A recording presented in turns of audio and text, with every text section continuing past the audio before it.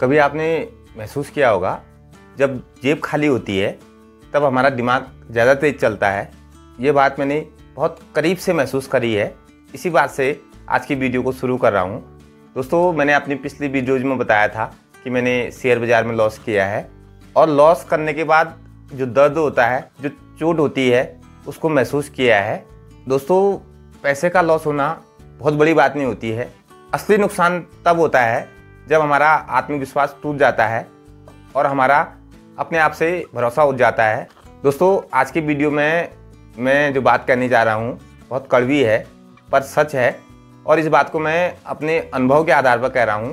ये कोई बनावटी बात नहीं है। ये इसमें जो भी बात आपको बोली जाएगी बहुत सत्यता और बहुत प्रामाणिकता के साथ बोली जाएगी। और आज की वीडियो में जो मैं कहने जा रहा हूँ ये कहीं पर पढ़कर नहीं बोल रहा हूँ।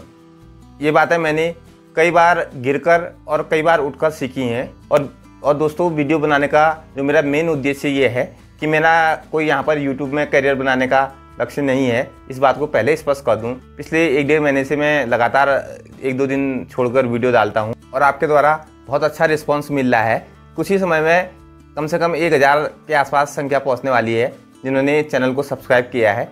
दोस्तों, ये बातें कई सालों से मेरे मन में थी। मैं किसी से कह नहीं पाता था, इसलिए नहीं कह पाता था जिस जगह मैं रहता हूँ यहाँ पर शेयर बाज़ार का बहुत कम चलन है। बहुत कम लोग शेयर बाज़ार में पैसा लगाते हैं।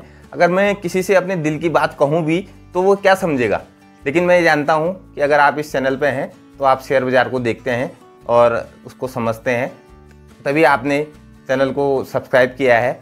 और बहुत बहुत धन्यवाद जिन्होंने भी किया है। अगर आपने नहीं किया है तो चैनल को सब्सक्राइब कर लें। दोस्तों, इस चैनल के माध्यम से मेरा जो मेन मोटिव है वो ये है कि आप तक सही जानकारी पहुंचाऊं। और यहाँ पर मैं एक बात स्पष्ट कर दूं, ये इस वीडियो में कहीं पर भी आपको यहाँ पर बाय कर लो या यहाँ पर सेल कर लो की कोई सलाह नहीं दी जाएगी।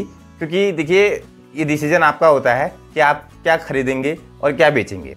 क्योंकि पैसा आपने कमाया है, अपनी मेहनत से कमाया है, तो डिसीजन भी आपका होना चाहिए। और मैं यहाँ पर आपको एक बात कहना चाहूँगा कि आप कभी भी किसी भी यूट्यूब वीडियोज के माध्यम से इन्फ्लुएंस ना हो। अपनी रिसर्च करें और खुद रिसर्च करके कहीं पर पैसा लगाएं, ये सबसे अच्छा होता है।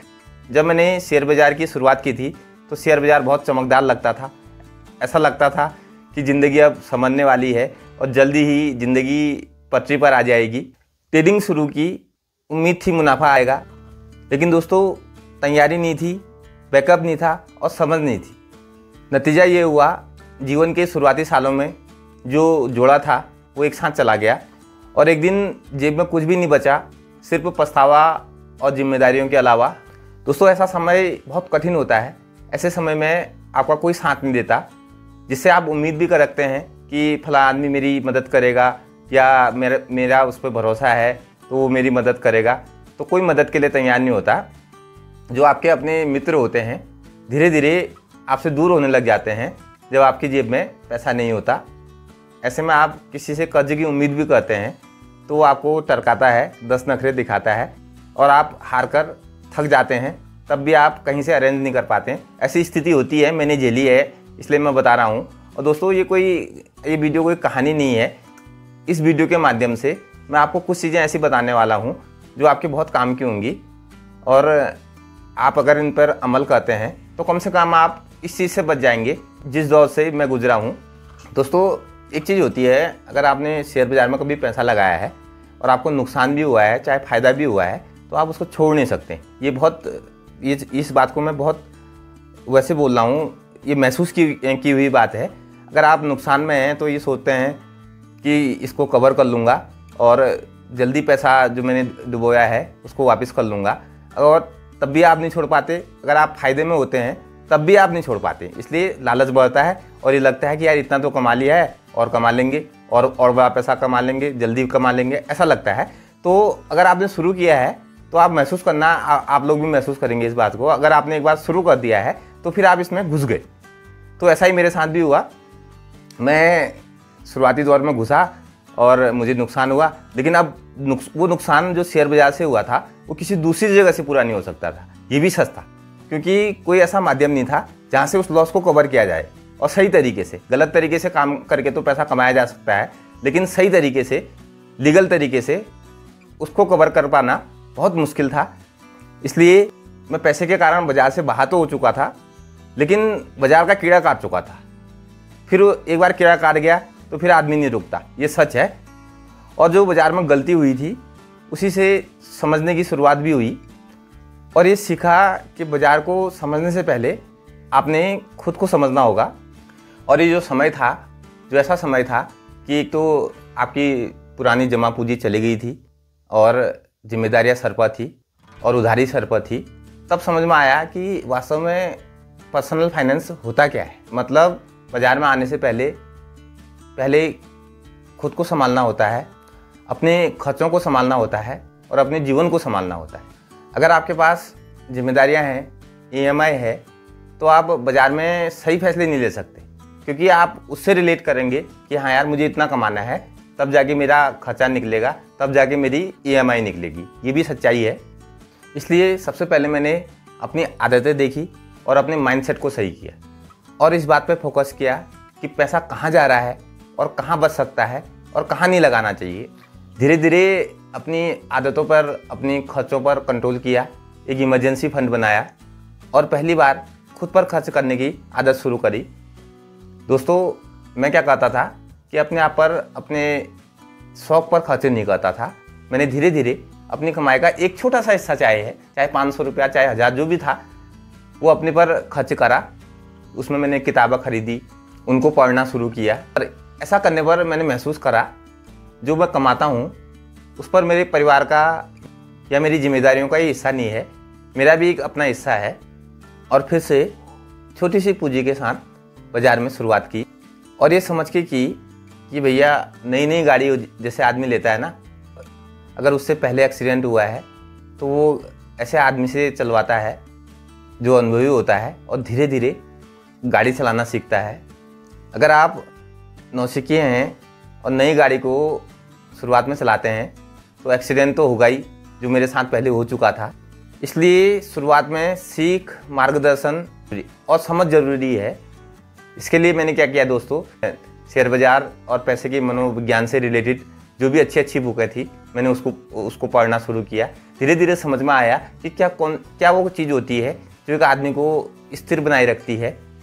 दोस्तों, ये सीखा कि पैसा आने से पहले पैसे की समझ होना बहुत ज़रूरी है। अगर आपके पास पैसा आ भी जाएगा, अगर मैंने पहले बाज़ार में कमा भी लिया होता तो मैंने उसको फिर बाज़ार में लगा दिया होता, क्योंकि मेरे पास पैसा तो आ गया था लेकिन पैसे की समझ नहीं थी। दोस्तों, पैसा आने से पहले पैसे की समझ आना बहुत ज़रूरी होता है।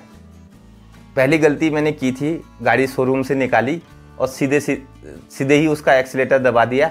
मुझे गाड़ी चलाना तो नहीं आता था, एक्सीलेटर दबा दिया तो अब एक्सीडेंट तो होना तय था। और ये सब कुछ होने के बाद समझ में आया कि बाज़ार में जो पैसा है वो धैर्य से बनता है, जल्दीबाजी से नहीं। अगर आप यहाँ पर ये सोच के आए हैं कि बहुत जल्दी पैसा कमा लेंगे तो उतनी जल्दी आप यहाँ से बाहर हो जाएंगे, ये भी सच है। क्योंकि जल्दी पैसा कमाने के चक्कर में गलत डिसीजन होंगे, गलत सौदे होंगे। अब मैं वही आदमी हूँ दोस्तों जो पहले दिन शेयर बाज़ार में आया था। शेयर बाज़ार के लिए जो मेरी पहले दिन सोच थी अब वो बदल चुकी है। पहले मैं सोचता था कि शेयर बाज़ार बहुत जल्दी पैसा कमाने का जरिया है, ये गलत था। यहाँ पर जल्दीबाजी करना बहुत घातक हो सकता है। लेकिन अब मेरी सोच बदल चुकी है। शुरुआती दिनों में दोस्तों मैं अपने आप को बाज़ार में नहीं संभाल पाता था। कोई भी ऐसा ट्रेड दिखता था तो मैं उसमें इंटर हो जाता था। लेकिन अब मैं ऐसा नहीं करता। पूरे धैर्य के साथ, पूरे विश्वास के साथ जब मैं ठोक बजा के कोई ट्रेड लेता हूँ, क्योंकि दोस्तों बाज़ार तो यहीं पर है ना, बाज़ार में कहीं नहीं जाना है।